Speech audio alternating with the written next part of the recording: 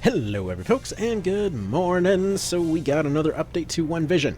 By the way, for anyone that's ever curious over whether the One Vision guide website is going to be updated, I'm just kind of rebuilding that thing from scratch because quite frankly 1.0 is going to happen by the time that I finally manage to get an update out before another update hits to One Vision. So just kind of throwing that out there now. But okay, so we are on version 0.994. Basically, I'm just going to go ahead and call this one the Rudlum update. For the most part, most of the updates that have come about from this one are drop updates and party kind of party layout updates for the remainder of Palace of the Dead. So again, 99.4% complete. So he's kind of going through the post game stuff, the really end game, side content kind of stuff to help kind of smooth everything out there. So as always, let's just kind of go through the notes. So at the very beginning here in general, basically everything in floors 50 to 75 of Palace of the Dead has been updated, including a long list of drops, which, by the way, for anyone unfamiliar with the how they handle patch notes for the mod, Rakes has all of the tables and charts and everything else in the actual patch notes. So rather than waiting for any guide update, just go ahead and look them up there. Everything you need is already in the guide. It's going to be the most up-to-date, and it's just the best place to find all these things.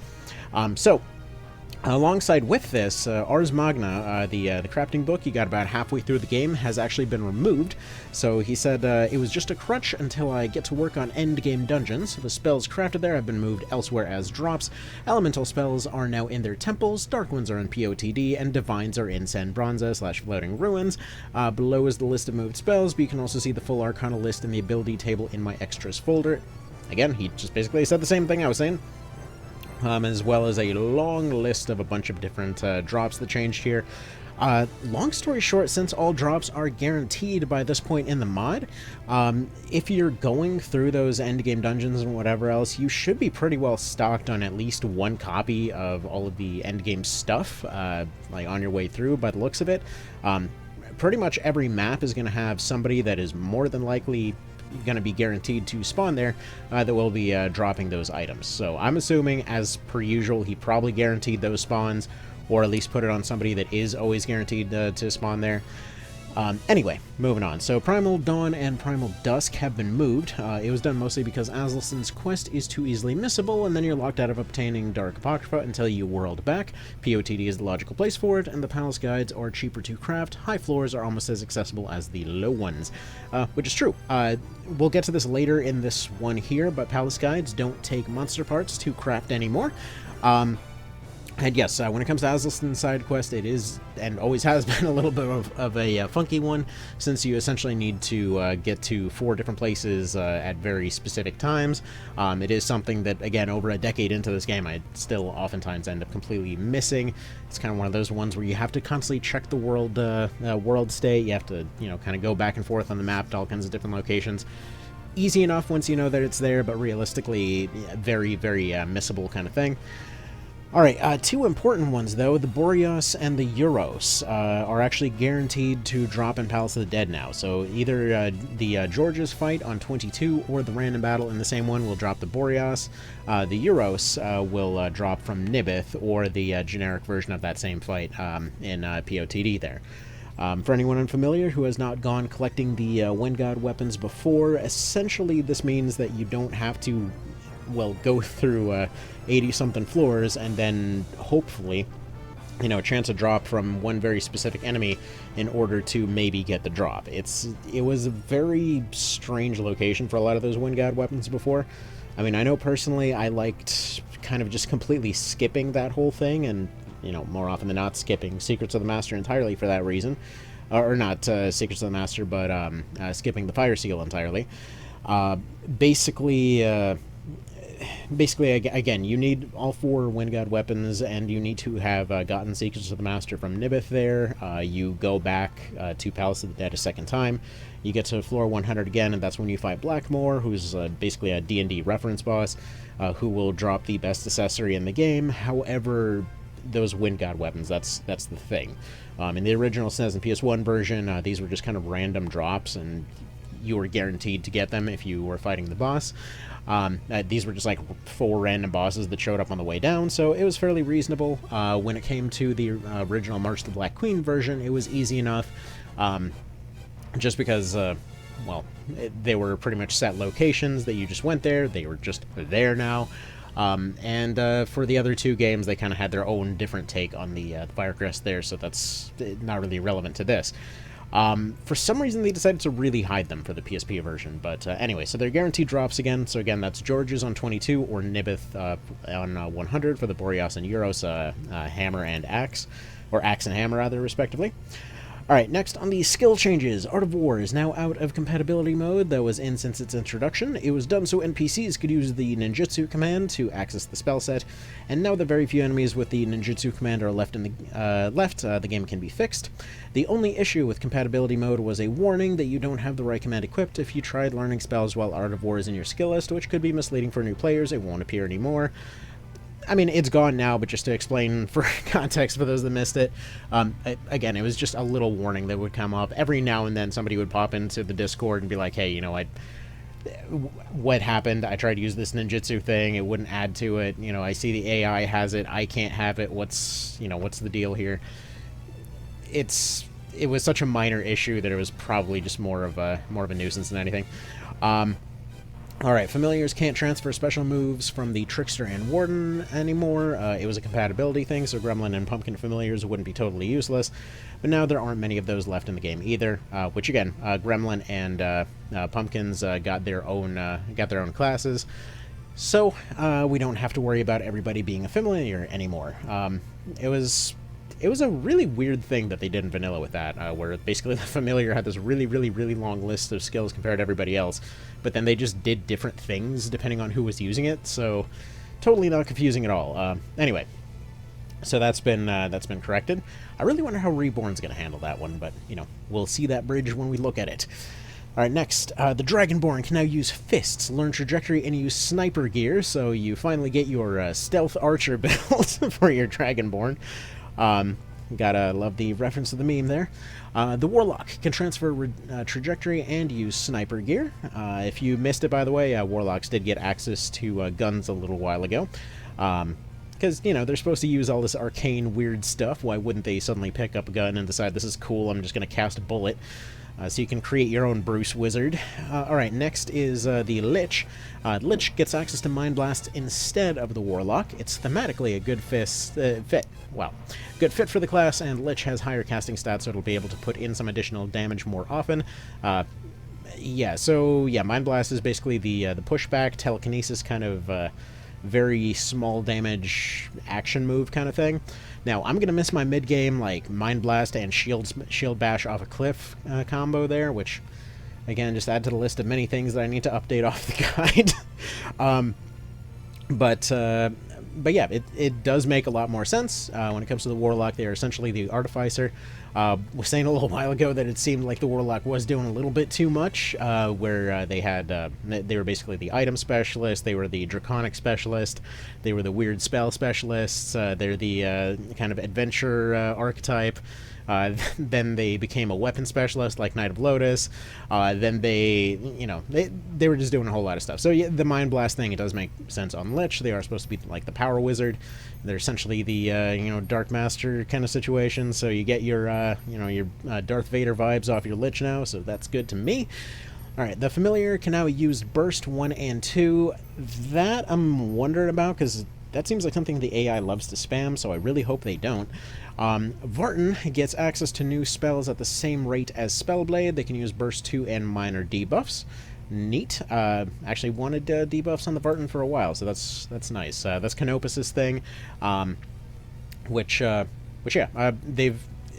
always had this kind of like sort of tribrid type situation, but yeah, they always ended up kind of behind everybody else. I believe originally in the vanilla version they were just trying to have it as a reference to the Ogre battle side of things, where they just had missile abilities, but they always kind of sucked at them because they had too much stuff going on to be able to afford the extra skill slots, to be able to kind of invest into the caster side of things, which is funny because even some of the official art for Canopus shows him carrying around a staff, which, why? any dang ways. So, you know, he was just always better as an archer or skirmisher kind of thing. In this case, yeah, it might be more worthwhile for them to invest in that tribrid type of deal. Alright, the Geomancer lost access to Empower Golem, but that's okay, because we'll get something better in a moment. Some monsters got a bit buffed, and then, this is why I called it the Rudlum update earlier, the Enchanter got added. So, added Enchanter as a unique class for Rudlum. He's able to equip Fists, Daggers, 1H Swords, 1H Hammers, 1H Ks, Cudgels, Spellbooks, and Instruments, in addition to Light Shields, Cloth Armor, and Cloth Light Heavy Accessories. This class has access to general skills as Warlock with Counter 2, Bash 1 and 2, and Stills instead of Resonances. So you can kind of think of him as a more solo-orientated Warlock, in other words. AKA, for those unfamiliar, by the way, the deal with the Enchanter, basically in the Ogre battle side of the series, the Enchanter was the direct upgrade of the Dollmaster, which is what they called the Warlock in those ones, which is what this guy's entirely all built around, so that's kind of cool. So the Enchanter can learn Encase, Rolling Stone, as well as being able to transfer Extend and Empower Golem from other classes. This class is able to use all Draconic utility spells, as well as the unique spells Barren Soul, Acid Cloud, Emeth, and Core Collapse. More info on his unique abilities below, which I love the amount of references. Like, as always, Rakes is always friggin' spot on with these references. But yeah, I love what they've done here. So Encase is an active skill that turns the user into a stone for one turn to boost their own defenses and meditate in peace. Charging MP. Pigeon Ward is highly recommended while using the skill, as well as having somebody nearby with a bell handy in case you have to visit the toilet. Alright, so, the joke aside, like, to explain lore-wise why this is just kind of funny, throughout this whole series, you had cases, I mean, you got Warren and Coda doing this. You got Rashidi doing this to Saradin in March of the Black Queen. I mean, technically, okay, the Night of Lotus thing is kind of its own thing. But point being, anytime that there's a caster or whatever else that's kind of on the more morally questionable side, they always tend to just casually turn people into statues. So this makes total sense lore-wise in terms of, like, you know what, I need to take a nap, screw it, I'm just going to be a statue for a little while. Not to mention it's something that some players, you know, usually challenge runners and things like that, would do in order to protect their own characters. Basically, you petrify them and then you depetrify them to kind of keep them safe if you put them into a weird spot or you need them to be in a risky position. Now, due to his armor options, you can't get super tanky with it, but it is a nice, it is a very, very nice move. I like to think of it as a better version of Steel Stance from the original game. But yeah, it charges about 50 MP when I was testing it on my save, but it's just kind of neat, there. By the way, Pigeon Ward, I'm pretty sure this is obvious. That's not an actual skill. Moving on. Rolling Stone is an active skill that can be used on a friendly golem. It hastens both the golem and the user. Another one that I absolutely love this reference, because I'm not sure how many people out there have heard Papa's a Rolling Stone. For anyone unfamiliar with the deal with Rudlum, he's assumed to be the reincarnation of Albelio from March of the Black Queen. He's a dude that basically travels around, he shows up, he tries to do some stuff, gets killed, and just sort of reincarnates somewhere else. But if you've never heard the song, basically Papa's a Rolling Stone, wherever he lays his hat is his home. Which, yeah, just wherever he happens to land, that's his new house. Also, he doesn't have a hat, so I guess he doesn't have a home. Anyway, Barren Soul is a short-range damage draconic that deals void attack damage to a single target and inflicts weakness / earth averse. This is a fun little reference to Night of Lotus, because Barren Soul is the warlock kind of special ability in that one, wherein they'll target somebody, they'll just pull out an elemental sword of the opposite affinity of that dude, and just take a nice little swing at them. Void attack damage does more or less the same thing, where you're just kind of hitting them with a attack type that they can't resist. Acid Cloud is a damage draconic that deals void attack damage in a large area and can inflict breach, which, I love that the visuals are nearly exactly the same for this. For another thing, I love that it's actually classed as void for this one instead of earth. For those unaware, in Black Queen, for whatever reason, Acid Cloud, instead of being classed as earth, was classed as physical damage. No clue why, it's just a thing that happened. I think the breach is just an extra, you know, whatever, why not? They always seem to do a ton of damage in that game. Emeth is a Draconic that heals a golem for half its health and removes a single debuff. That one's not necessarily... Okay, it's actually a nice reference to the original original lore behind golems in general. Not from the series, but in general.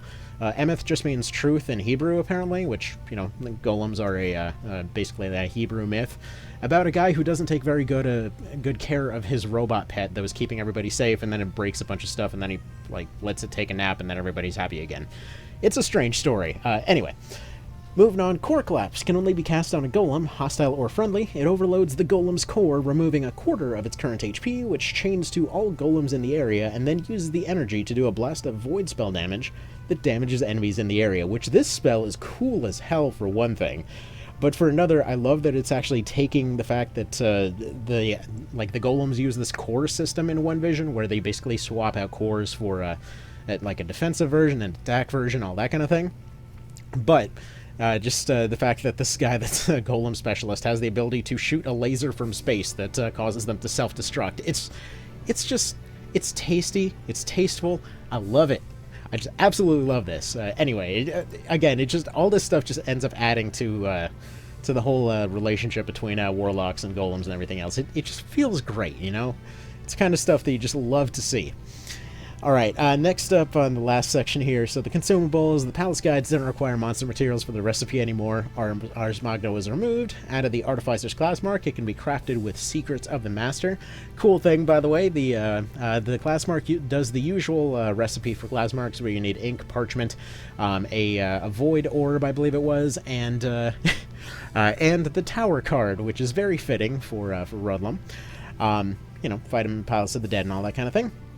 The Baron Soul Arcana drops from Zaydoma.